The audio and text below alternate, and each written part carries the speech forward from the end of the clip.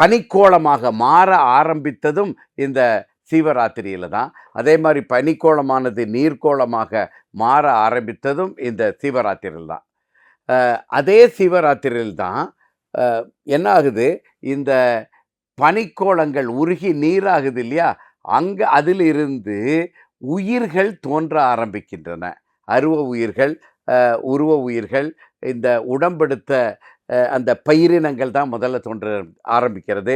அந்த நீர்நிலைகளில் பயிரினங்கள் தோன்ற ஆரம்பித்த இரவும் இந்த சிவராத்திரி தான். பயிரினங்களுக்கு பிறகு உயிரினங்கள், விலங்குகள் தோன்ற ஆரம்பித்தது இந்த சிவராத்திரி தான். அதே போல மனிதனுக்கு ஆவி, ஆன்மா, ஆருயிர் 3 இருக்கிறது.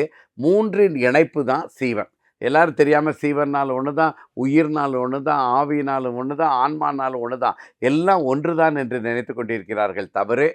ஆவி, ஆன்மா, ஆருயிர் இந்த 3இன் இணைப்பு தான் சீவன் என்பது. மனிதர்களுக்கு தான் இந்த சீவன் இருக்கிறது. மற்றவர்களுக்கெல்லாம் அந்த ஆன்மா கிடையாது, ஆவியும் ஆருயிரும் இருக்கிறது.